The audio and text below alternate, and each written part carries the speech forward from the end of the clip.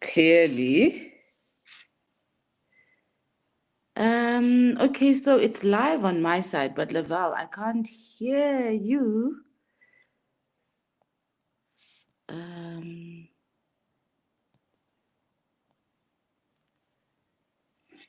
huh. Go. Hello, Me. can you hear me? Okay, I can hear you now. Can There you we hear go. me? Yes, I can, absolutely.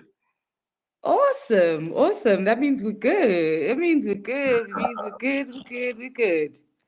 That works. Um. Okay. Cool. Good morning. Good morning. Just forgive me because I'm just getting used to the. Oh Lord, look at how it just put Moya all over the. I've never Everyone wants done to know who it is. I've never done a live stream from the phone, so I apologize for all the slow and trying to figure it out and wasting your time. I No problem. see it is now African time, 2 minutes after 10 o'clock. Right, no problem. It works. It's cool. That's worldwide for us. How do you do that backdrop thing? Please teach Oh, me. I set up my account that way. I don't know. I think you just go into settings and then you virtual background or Okay. something like that. All right, no, I'll figure it out because you are looking a lot more impressive than your host is Oh, looking. no, we're good. Should I take it off? We're gonna be on the same page. Let me No, turn it off. no, we love it. We love it. No, no, All no, no, right. no. I was just saying, how dare you come to my house dressed better than me? Listen, I'm trying to impress you. I'm trying to impress you. Gosh, I'm the guest. I am impressed. Good morning, President. Good morning. Good morning. Good to see Are you. you well? Good to see you I am. too. Right? Yeah, thank you. Yeah, So I am. I really enjoyed your episode, I must say. And I'm so sad that the energy got cut off when we could have done so much more because there was something that you said that was really interesting for me. Mm, You talked about sobriety mm, because you were talking about your movement and the things that you're gonna do this side.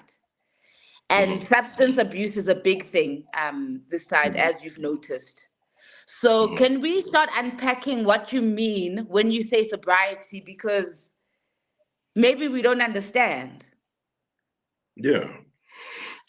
Sobriety, I mean, one of the most important things is when you're a young person, your mind is still in a stage of development, whether it's, elementary age, even middle school age, and also high school. You become much more strong minded, but you're still in a developmental stage. And I really don't believe that substances such as even marijuana, tobacco, alcohol should be taken lightly for people underage. And I understand why many countries do have an age limit to it, where they say, I think in South Africa you have to be 18 or 19. In America you have to be 21. And I think it's because your brain is at a stage where it can handle some of those things. Now, I'm not one encouraging it for anyone, right? I would say, but if you are going to drink responsibly. And the first step to drinking responsibly would be when you're of age, when your mind is developed enough to handle that kind of a substance. Um, and if you're, I just think that there has to be those things have to be taken into serious account.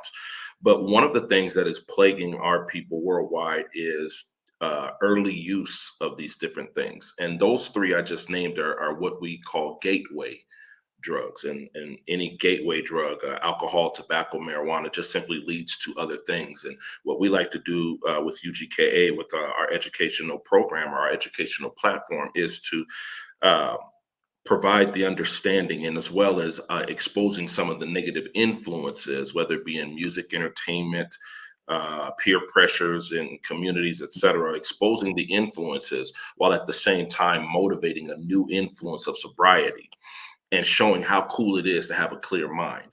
Like the phrase goes, a mind is a terrible thing to waste, right? Yeah. So we like Yeah. to make sure that it's cultivated properly.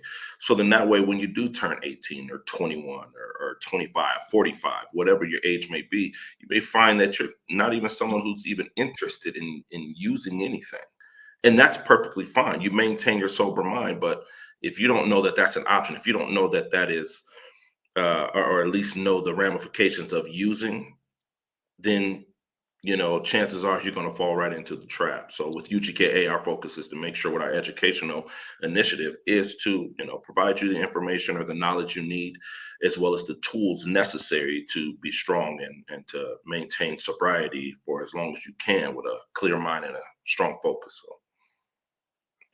Do you want to go deeper into that about sobriety? I know you can get deeper than this, like, because it's Yeah. not even just young people who are struggling with addiction, it's even grown up. So please go in. Don't be shy to be clever with us. No, it's all good. It's all good. It's an addictive behavior. Um, Mm. that's really what it comes from, like generational curses. If your mother, your father found themselves addicted to something, then it transfers on. And to break that addiction is difficult, but to go even deeper, as you say, to bring the shovel to the conversation, it's not just the addiction that's the problem, because you can break an addiction after what do they call those? AA meetings, Alcohol Anonymous meetings, and stuff like Mm-hmm. that. You can break an addiction, Mm. but the challenge is breaking the habit, and the habit is the biggest problem. Um, because you can be clean for 6 weeks, 3 months, 6 months, but it's the habit, the influence. Are you still influenced by that thing? When are you still, do you still have certain environments? Let's say you switched your entire environment. You don't associate with those same friends. You don't live in the same area anymore. Well, the idea is the habit. Did it break? Did you stop that? Did you replace it? And you have to replace that thing. You have to find something else that is more productive. So for example, if gluttony is your issue, then what you need to do is exercise.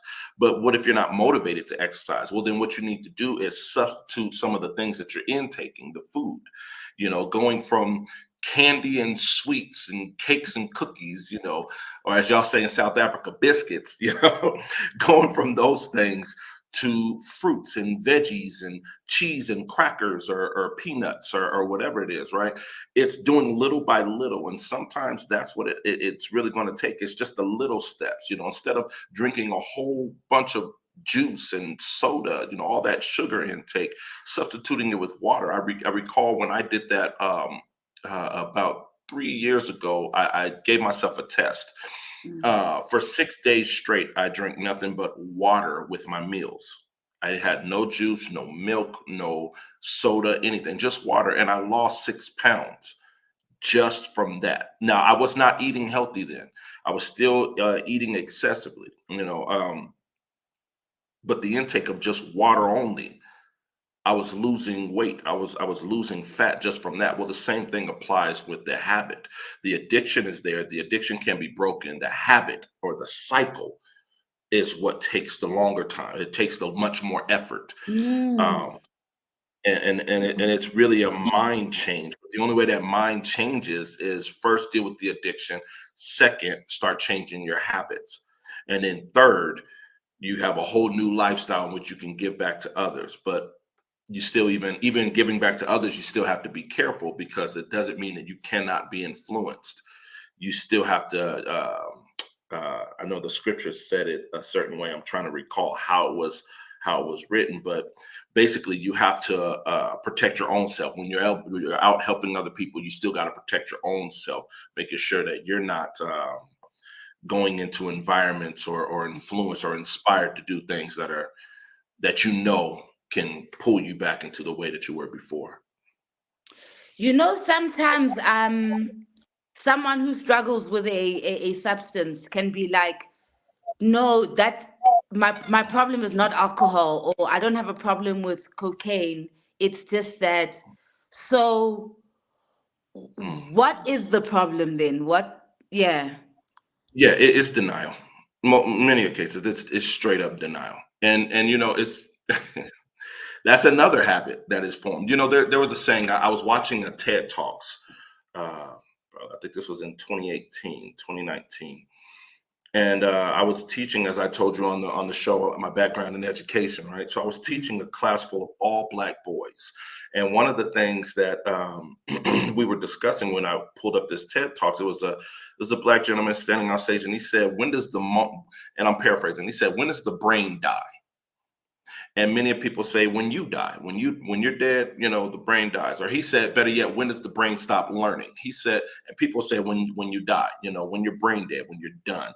And the reality is that's not it. You can be alive and your brain stop learning.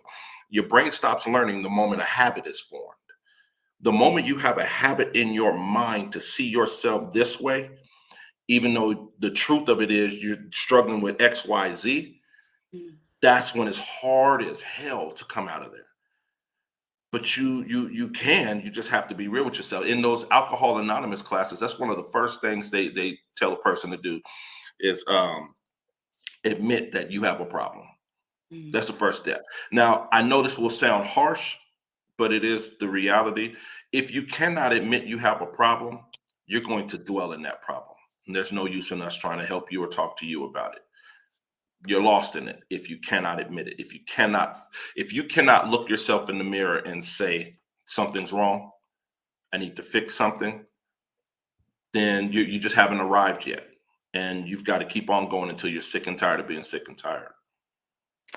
So what do you think of, like, because some people will be like, no, but this stuff is all in the world. So if it's in the world, then it's things of the world. You in the world? What you mean? You're in it too. Like, I get what you mean. Like, okay, so I used to hear these things in the Christian churches all the time. We're in the world, but we're not of the world. All that. So, okay, I got you. All right, you're in the world, but you're not of the world. But the reality is, you're in the world. You don't have to be of it. Cool. In other words, you don't have to have the same mindset to just drift in this world and do things, that are unproductive. Cool, I get it. But you still have to face the realities. I heard it best this way. You can never stop a bird from flying over your head, but you can prevent it from creating a nest. So you cannot stop the thoughts. You cannot stop the things that are circulating externally all around you, but you can decide if I'm going to be in this environment, if I'm going to take in what I see from this environment, or if I'm going to choose the latter, or if I'm going to choose something different. And that's being separated. That's the in the world, not of the world concept. And, when people say, oh, I'm not in the world, you're fooling yourself. You're lying. You're in this joint. Now face it like everybody else and decide how you're going to face it. I think Beautiful. we lie to ourselves too much. We do. We That's the lie to ourselves. thing, right? Because even now, as I was busy looking, I don't know if you're looking at the politics in Niger and Mali, all this revolutionary stuff going on that side, and how, like, people, like, have blocked out the truth. Like, South Africans know that we're in crap with this GNU stuff, and we can't, like, just the whole, it's just wild. Being out here, South Africa, I've learned. Remember when you and I were talking last, I said, we have way more similarities than we have differences. South Africa, I'm gonna be real with y'all. South Africans, I'm not even gonna. I hate saying South Africans because you're just as much Africans as everybody else, but you're just here in the southern. Abantu, okay. So I'm gonna say Abantus. Y'all got issues. Guess what? I'm a Bantu as well. We got issues. Like, let's be real. If you're expecting something different by doing the same thing over and over and over, you're insane. You're nuts. It's not going to happen. What Mali, Niger, and Burkina Faso, even Gabon, even other countries, Kenya is dealing with a revolution right now. Yeah. What's happening is a lot of young people are saying, yo, wait a minute. No. Enough is enough.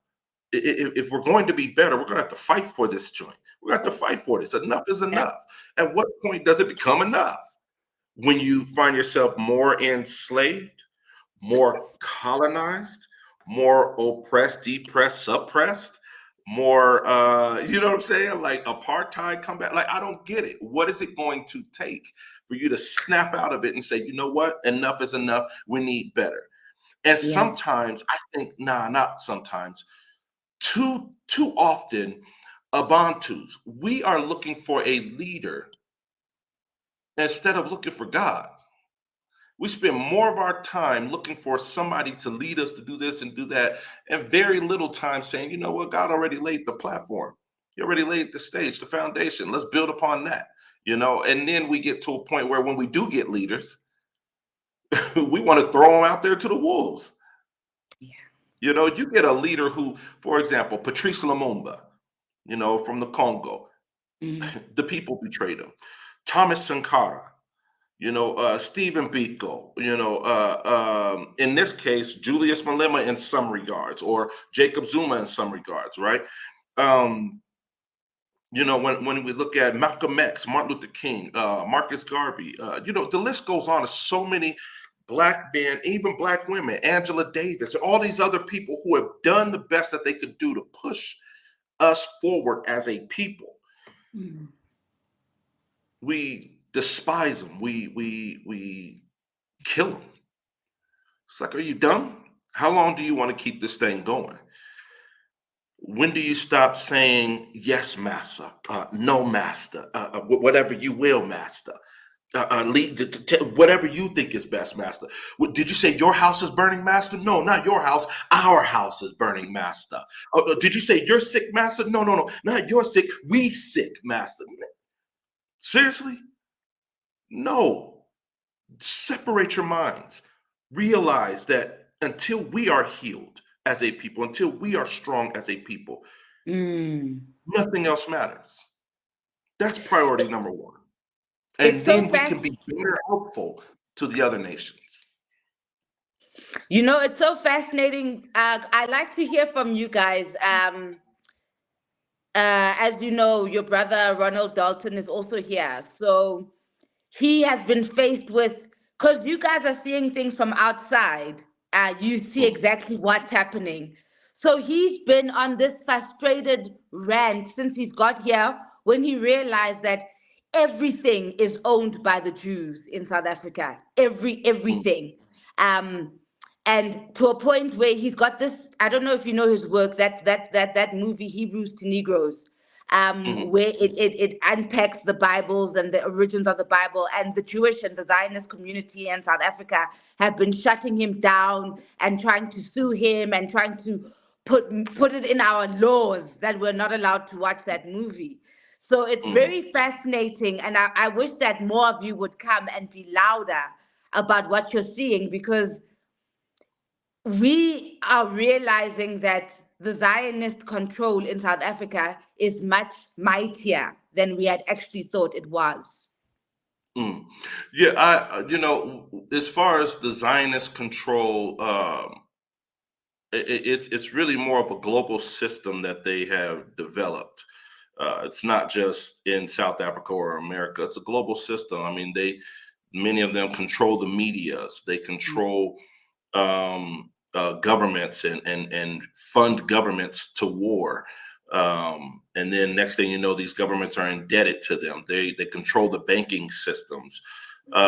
They control a lot of industries that are necessary for functioning of almost any country or any government in the world.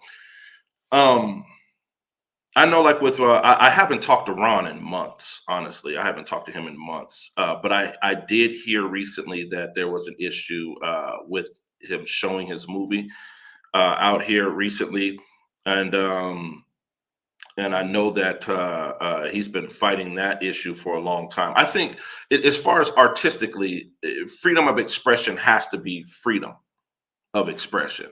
Whether it's his type of work to where he's talking about the things that he's talking about, or somebody else, freedom of expression has to be there. And I don't think everybody, or Zionists, if you will, have a true respect for it, because some of it means it's exposing you. I mean, think about it. Look at all the movies that have come out about slavery or colonization. and it's constantly promoted. These movies are accepted on the big screen, but other movies that are documentaries or other movies that are against that particular narrative is not accepted. That's a problem. I don't spend my energy fighting a lot of the other nations or other nationalities, other people groups. I spend a lot of my energy on what are we going to do about it. That's really where my mindset is. But what Ron's work does is expose part of his work. From what I remember watching, part of his work exposes some of these actions and the things that people are doing, controlling these narratives behind the scenes. And I think that's an issue. That is an issue. It's not freedom of expression. It's not. It puts a cap on creativity, and what it does is suppress the truth. Here's my philosophy. Here's one thing, and I guess this would be I think this should be a global push. If what him or others are saying is false, debate them publicly. Yeah. Debate them publicly, and let the people decide without you pushing any kind of a narrative. Let the people decide what's true, what's not true.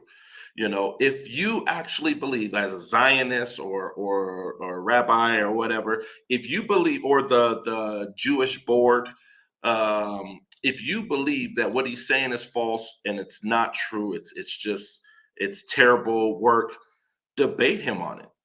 And not just him. There are others that you would like that you say is wrong, but don't excuse him just trying to go after the others.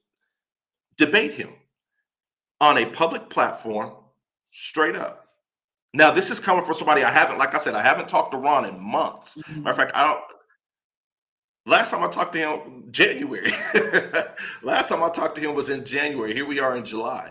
So I'm just speaking just out of pure honesty. I'm putting the challenge out there. If you think what he's saying is wrong, debate him and let's get on with it. Yeah. Don't create a narrative around it. Just debate. Yeah. You know what's also so interesting? When you see like these black revolutionary woke movies like Wakanda, what was the name of Wakanda? It was called Wakanda. Black Panther, Wakanda Forever. Yeah, Black Panther and Django and stuff. They always insert a white hero. Like Hollywood cannot have a black production without inserting a white hero. Right, has to be one, just one.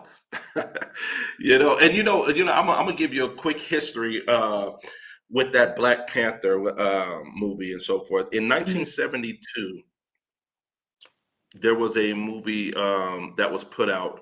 Excuse me. Before that, it was the Black Panther movement in the U.S. Right, started out in Oakland, California, Defremery Park, I think it was. Right, so the Black Panther movement, you know about that, right? So they in 1972 they put out a movie called oh my goodness, what is that called?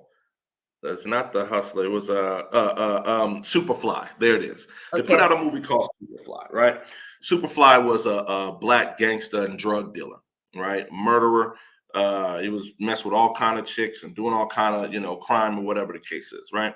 Now, fast forward to 2018, Black Panther comes out, the movie, Wakanda, T'Challa, yes, powerful, right? 6 months after that, Superfly was rebooted. First time for a movie to come out in 6 months, filmed in 6 months, rebooted, put out there. So the idea is you can't give these black people too much hope. You got to pull some of it back. It's the same narrative over and over and over. I was talking with DJ Spook when I did an interview with him a little while back. I talked to him about it. I said, he asked me a question. He said, man, what do music artists need to do? And I told him, I said, we need to have our own narrative, create our own circle, create our own events, our own award show, our own record labels, our own music, put content that motivates and inspires and builds people up, your own people, or continue to do what the other labels are telling you to do. What the media is saying works. But then again, many of our people will sell out, just like Superfly. Are you seeing this comment? Are you seeing this comment on screen? It's so interesting. The one by I'm Gogo. seeing I'm all over the seeing place. grand exposés all over the place. My fear is that too many of us are frozen and stuck in a debilitating state of shock.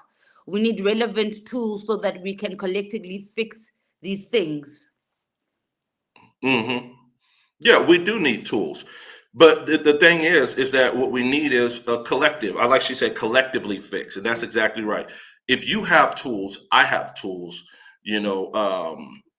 This group over here has tools. These groups over here have tools. Let's put these things together and put things in place. There should be no, like you and I were talking about on the interview, right?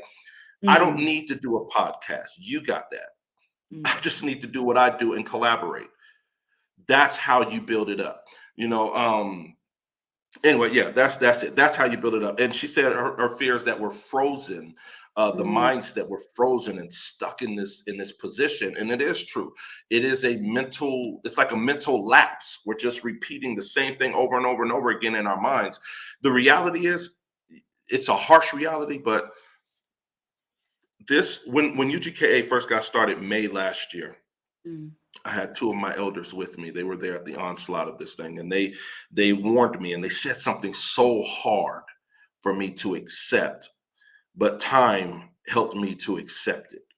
They said, and they're former military veterans, and they both said to me, there are going to be casualties, Mm. and you have to accept everybody's not going to wake up. Everybody's not going with it.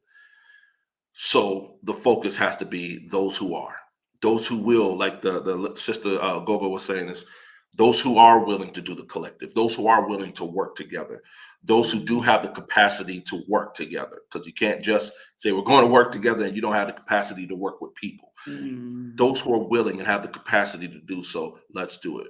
Those who are unwilling, we accept that and we move on without them. And hopefully, somewhere along the line, they'll snap out of that. They'll no longer be frozen or stuck. But if they're not, can we who have been moving deal with that reality? I No? see Anthony reiterating that point about Big Brother. Black Panther supported Western imperialism. The CIA was viewed as a friend of Right, Africa. So we're right, consistently being brainwashed. right. Consistently. Would you just say the white savior has to be one, right? So now the CIA, right? And the funny thing is, when I think back to the CIA, I'll go to the FBI. J. Edgar Hoover, who I think he was the director of the FBI in the 50s, I believe it was, but he was said to be like the father of the Federal Bureau of Investigation. He said the single greatest threat to the United States of America is Negro unity. Now take a sip on that one. The Yeah. single greatest threat, Yeah. just one, not a bunch of them. The single and the greatest threat: Negro unity, Black unity, Abantu unity. That's a problem. Shoot, I look at Ubuntu to say, well, let's go ahead and be the problem, and let's go ahead and solve this joint. Let's come together anyway. Why not? Oh well, you Yeah. scared of us? We ain't even, and we're such a kind people. We don't even Mm. start problems with the other nations. We're not trying to. Oh, But no. thing is, if you keep poking the bear, you keep poking that lion, you're gonna get bit. And y'all have been, when I say y'all, many of you other nations have been poking and playing around with us for a long time. You're gonna get bit. And there's going to be a remnant of those other nations who aren't on that same page, and they'll be able to dwell among us peacefully. Mm. But what's coming is coming. Yeah. Here's another interesting comment. The problem is our media, bro. It's captured in such a way that if you come with something that is pro-black to open black people's minds about that was what was done to us by colonialism, you're called by names. Exactly. Yeah, no, that's exactly true. And it still goes back to what I was saying before about controlling our own narrative, creating it. One thing that I don't know if you all have been paying attention to this in the media. I know it's in the U.S. we have been paying attention and seeing it as a world shift or a global shift. Is that social media has been a blessing and a curse. Yeah. Social media is the platform where a lot of people can Yeah. push this kind of content that they want to push, right? And what's happening now is you've got governments putting up more restrictions and motivating social media heads to put up more restrictions. And Yes. now they're trying to put up laws around the internet usage. So they're trying to put a cap or on it, control the internet. So it's like, look, don't get so glued on that, but utilize what we have right now and go hard with it and create our own avenues. Right now, they've got YouTube. How come nobody's creating a new kind of YouTube? They've got TikTok. How come nobody black is creating a new TikTok? The one person who did start something that was black was a gentleman from Africa, and his company is called Media Takeout. It's in the U.S., right? Media Takeout. Only problem is it was exploiting blacks in America. It was exploiting all of your Bantu brothers and sisters in America. All the negative, all the fights, all the shooting. Yeah. So it's like, okay, you're counterproductive, bro. You're going against the grain. That's why it was given platform. That's exactly why the whites gave it platform. Exactly. And it was a huge platform.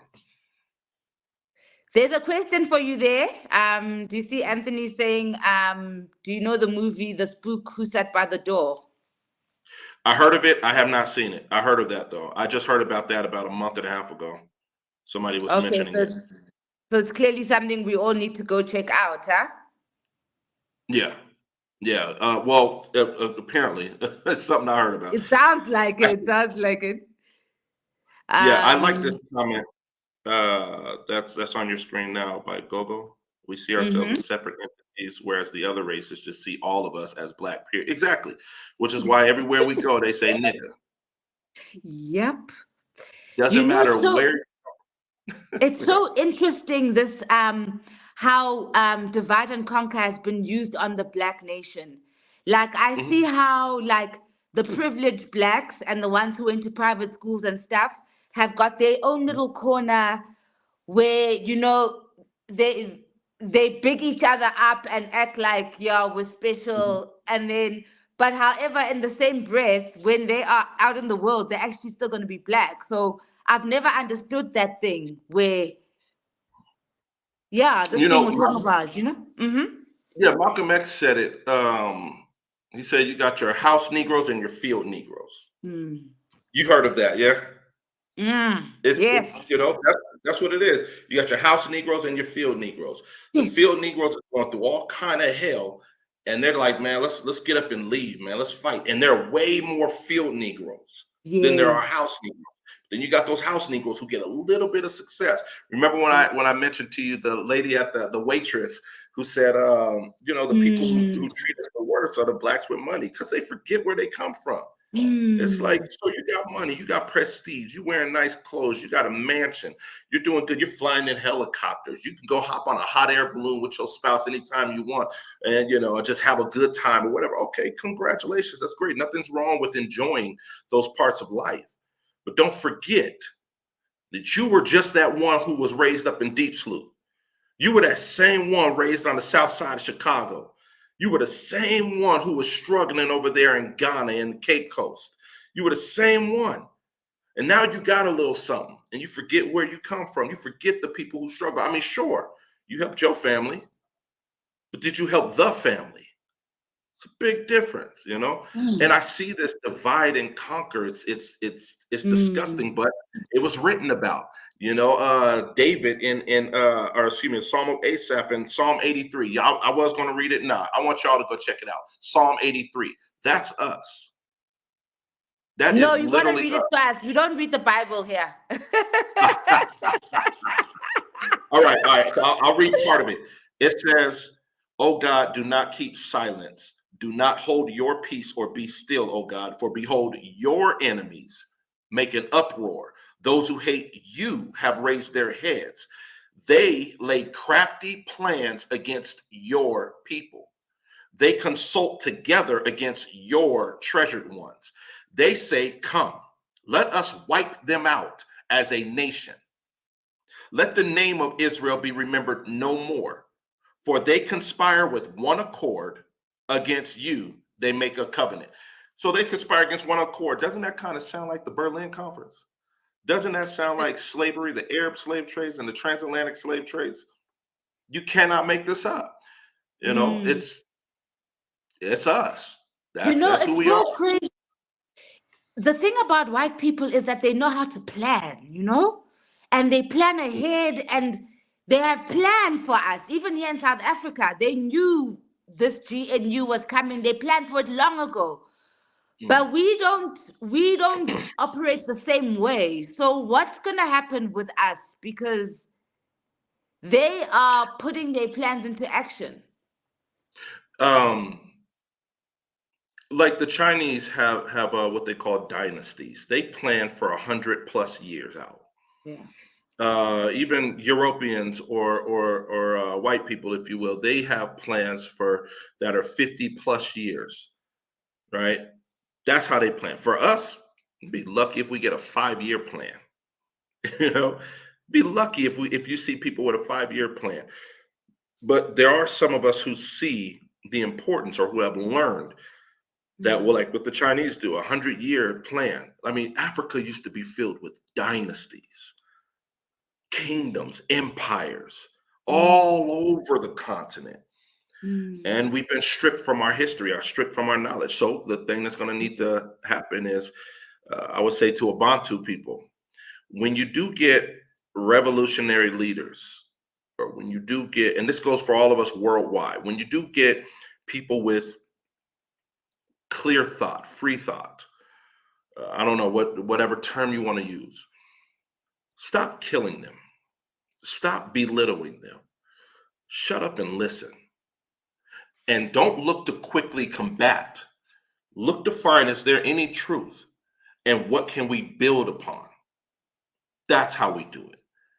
And sit down at a table like some grown men and grown women, put a plan together, a projection. Stop being children, you know? I don't know. I don't know if these people are ready. Hey, they're not ready for revolution. No, no, not all, no. And revolution doesn't necessarily mean we're walking down the street with guns and ready to shoot white people. Nah, revolution, and that's what I loved about Malcolm X, and I keep quoting that man, but I loved about his mindset. The revolution is really about us becoming one people again. So now I no longer have to look at you as South African. Only thing I need to look at you is, oh, you're Bantu. So am I. That's enough. I no longer have to look at the Kikuyu up in Kenya and say, you're Kikuyu. That's your tribe. That's your culture. You're from Kenya. No, you're Bantu. Okay, cool. That's enough for us to build on. You know what I mean? You no longer from South Africa have to keep calling us who come from America foreign nationals. No, stop calling me a foreigner. Mm. I'm Bantu. Just I was born and raised in a different land against my will. Think about that. I was born and raised in a different land against my will, against the will of my ancestors, who happen to Mm. be your ancestors, brothers and sisters. Mm. Go figure that. Think about that. You are called a foreign national, but the white settler is South African. Right. How does that work? The Indian, the person from East India is a national. The white person, a national. But I'm a foreign national? What makes me foreign? Did not my mother and my father and my grandparents and all of them derive from the same mothers and fathers and grandparents as yours? The only difference is you remember the names of them. We don't. We're African with no privilege and American with, or excuse me, we're African with no memory and American with no privilege. Shouldn't we be wanted home? Shouldn't we be seen as brothers and sisters? Mm. Of all the places in the world, home, Africa, Mm. Alkebulan, you know? It's a difficult one, hey? Yeah, the way people, because even the word South Africa, it takes us back to Berlin, where we're like, actually, Right, guys. right. Yeah, South Africa, when it was used to be called Azania, you know, it's like, where'd the names go? These used to be the names of our forefathers. You know, now it's called Zambia. It used to be called Zaire. Mm. Uh, Rhodesia, you know, which is now Zimbabwe, right? A lot of these names have changed, and I'm not dissing it. You know, I'm not putting it down. I'm just No, but saying, Rhodesia was the colonial name. Some of them changed from the colonial name back to even African name. better. Yes, that's what Good, happened. That's what great, happened in Zim. Even Burkina wonderful, good. Faso. Yeah, Even yeah, Burkina Faso, yeah, yeah. good. See, I can learn too.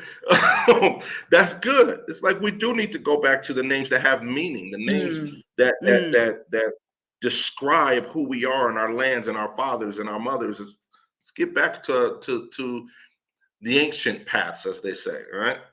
Because not all of them mm. were wrong. So, You know, it's also so sad for, I think, the African American story. Oh yeah, there's Anthony correcting us there. Rhodesia was named after Cecil Rhodes. mm, That's that's why it's now nice. called Zimbabwe. Nice. Nice. Right? And it's so weird. Actually, you know, South Africa and them are so weird because if you just do a little bit of research, like you see Mm, how even Cecil John Rhodes used to go hunting and he used to use black people as hunting as game. mm, So just this whole like memory lapse mm. by black people is just so fascinating. Anyways, They used to do that yeah. to our babies in America, like in the bayous, tie things around our babies' ankles and feed them to the gators. That's just the real history. Yeah, that's the real history. I don't want to be too graphic. I know we can go deep. I didn't want Mm, to be too graphic. That was mm, that's the history. One part of the history in for us in America. You know, I told that to someone.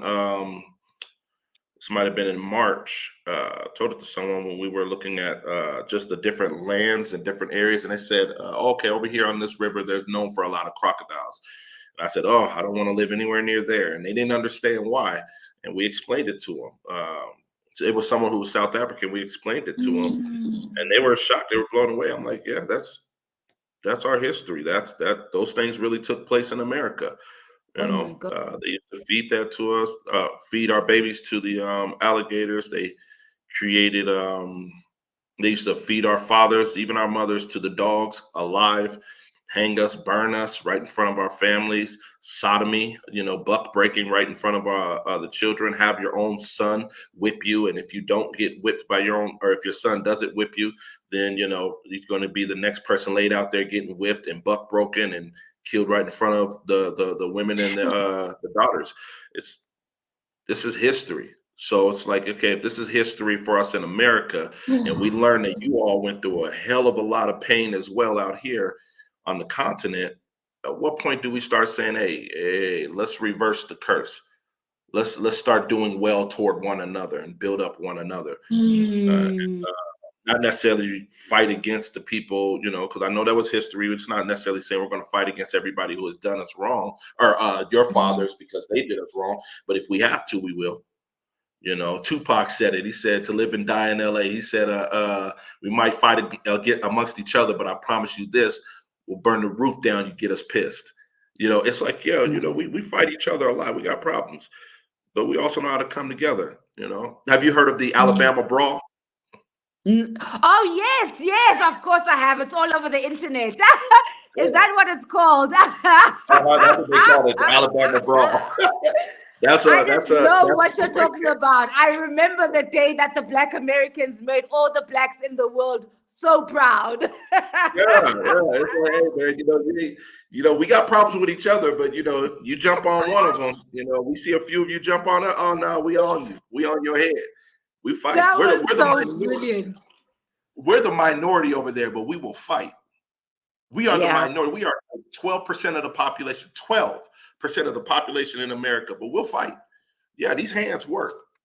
It's so We'll fight. weird because we are the majority, but we are submissive. Ah. And yeah. It's I just think it's a mind thing. For when I see out here in South Africa, it's a mental thing. It's not to say you have to be violent, but it is to say that you don't have to be um, as you said, submissive in that regard, right? Or yeah, Take so much yeah. shit. Hmm. Hey, my people know how to take shit, eh? They just know how to take it and Yeah, adapt to it and just go along with it. It's so crazy. yeah. And we have to Anyways, stop just going along with it. okay. Oh, here's another comment. We need to teach our history. Her story. This is an opportunity for Moya to start creating content that looks at our story. A healing tool using our own lineage spirituality. We need to have a solutions too. That's what we've been trying to Mhm, do. Democracy Cafe.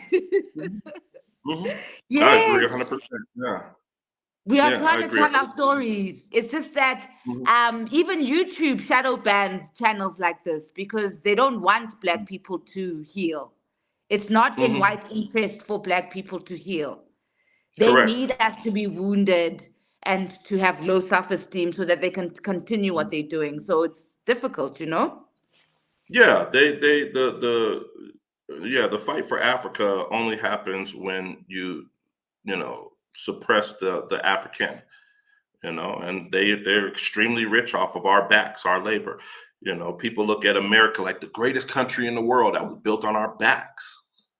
That wasn't, we didn't go over there saying, yeah, we're going to help you. No, we I didn't, man. know.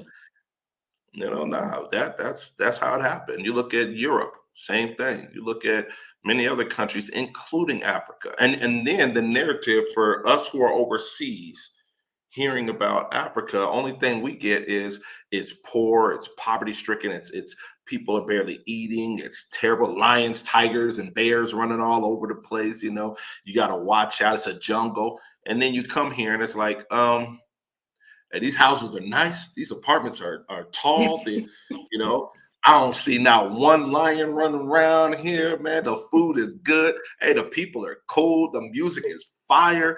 On my piano, I'm not a dancer, but I see y'all moving. I'm loving it.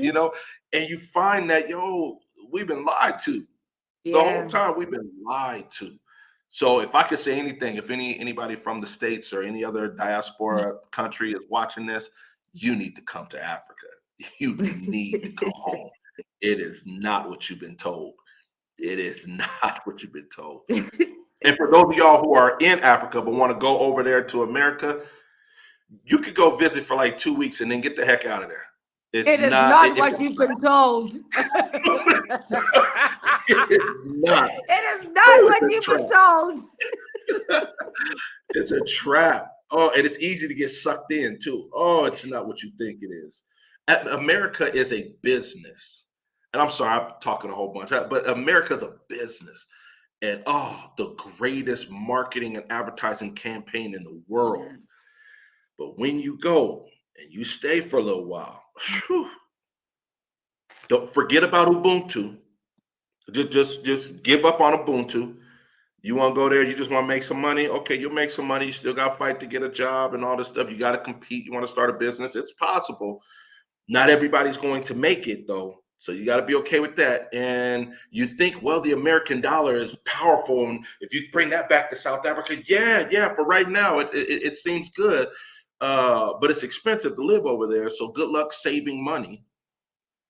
The American dollar is powerful. Yeah, well, it's not backed by silver or gold. It's backed by oil, and the greatest supporter of that dollar is Saudi Arabia in the Middle East, and they just stopped their contracts and are no longer supplying America with it. So that U.S. dollar is not petrodollar.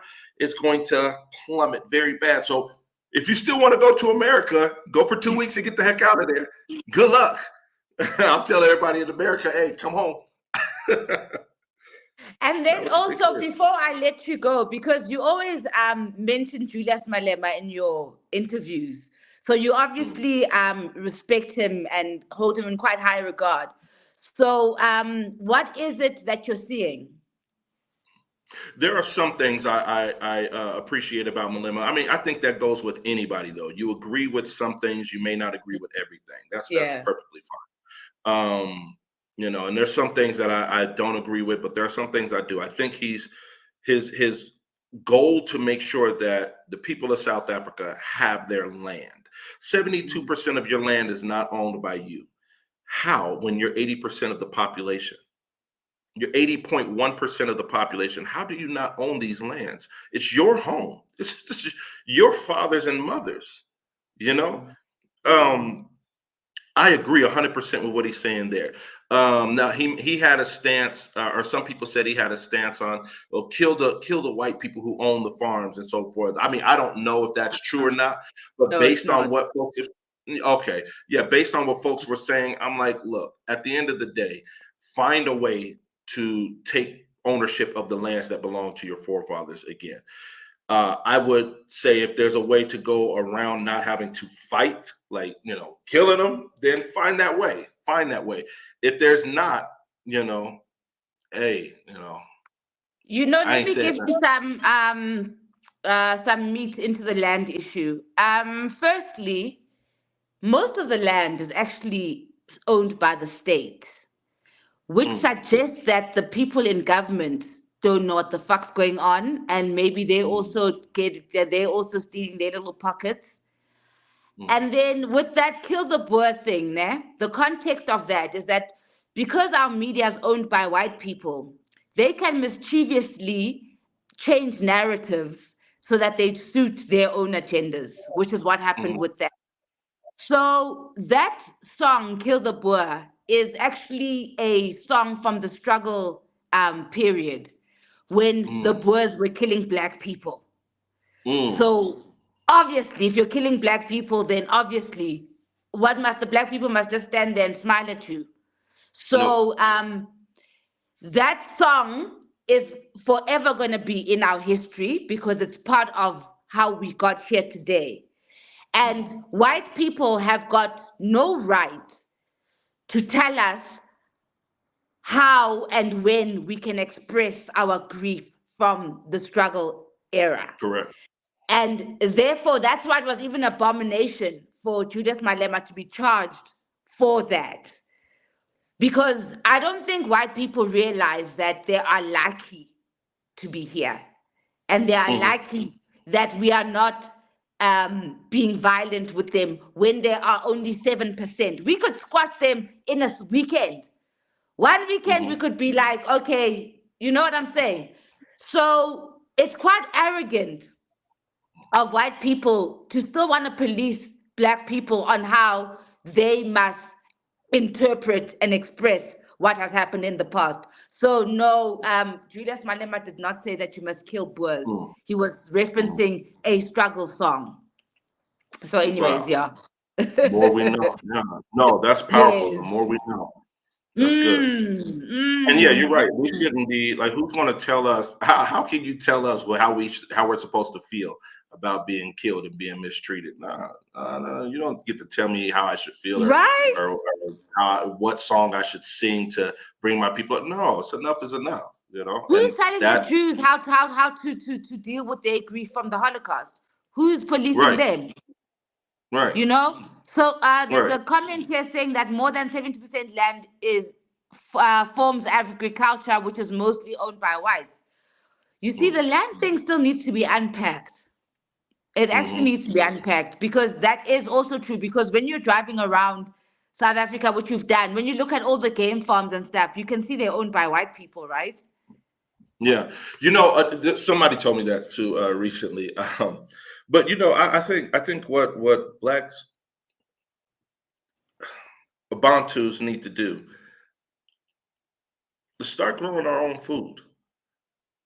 Grow your own food in your yard, your lettuce, your tomatoes, your onions, whatever it is. Just grow your own food in what yard you have. Even if you're in Soweto, you don't have much yard.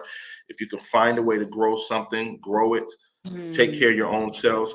What they've done in America is limit how much you can farm. You're in Africa. Yeah. You can't. You have to have a license to farm. You have to have a license to fish. You have to have a license to hunt. You have to have a license for a car. You have to have a license for everything, right? Pretty soon And a the license. capitalist.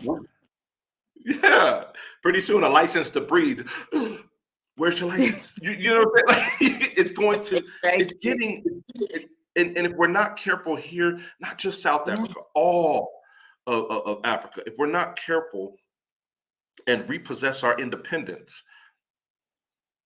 we're just going to it's going to get to that point the same way it is in the States and in some other parts around the world. It's going to get to that point unless the people say, no, you don't tell us. We're going to grow our food. We're going to hunt if we need to go hunt because we need to survive. Mm. We're going to feed our own people. I see a brother or a sister over here who's hungry and I can do something about it. I'm going to. The one challenge is some people will be on the street with a sign that says, I'm hungry or whatever the case is. Then you try to give them a burger. They don't want the burger.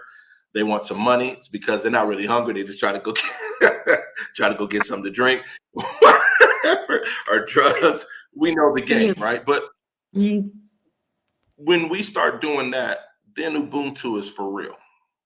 Then I am because you are. You are because I am. We are because we are. That's when it becomes real, So I'm gonna shut my mouth. Thank you. And you've already given us an hour. So I want to say thank you. I don't know if there's any more comments or any questions from the audience before we let our guest go. Thank you so much Sundays are so precious. Sorry to take you away from going to church. No. Stop. You playing now. No. I spend my Sundays a lot of work. I usually take the 7th day of the week to rest, just like the scriptures say. Just take the 7th day to rest. But on a Sunday, no. I end up having a lot of different meetings every single Sunday. So no, this was a pleasure. This was definitely a pleasure. You see, Democracy Cafe saying the age of Aquarius is here, changes upon us. SA is a republic, meaning it is a business and traded on the stock exchange. Yep. The simple option is a change in the law. All land should be under lease. Yep. Yeah. So interesting that the age of Aquarius comment is so interesting because what you were saying earlier on about the internet and social media and how everything is so perfectly timed to expose. There's Jimmy saying we need to disconnect from their ways and teachings, but our government is keeping us in. Yep, because the government are eating, guys. Our Bill Gates are paying governments.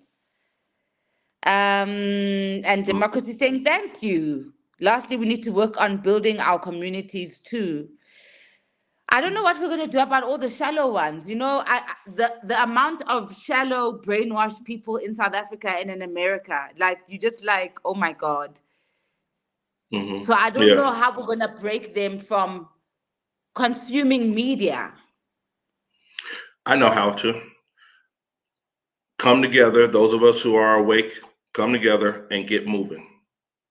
And then they'll snap out of it eventually. Yeah. Some of them will, some of them won't, but movement happens. You wake up those who are ready to wake up, you come together and you get moving, and other people will see the movement and other people will latch on. I agree with you. Thank you. We cannot thank you enough. This was a beautiful, beautiful session, and we hope to see you soon and to see you do more work. Please, what's your website name again? UGKAnow.com. Yes, so people can go and check out more of your work and see how they can collaborate with you. Absolutely. Thank you I'm excited. so much. I'm ending the live. Good night. Cheerio, guys. Anthony saying, great show, brother and sister. Abibi Fohodi.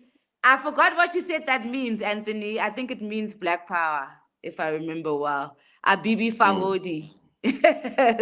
So thank you so much, guys. Love and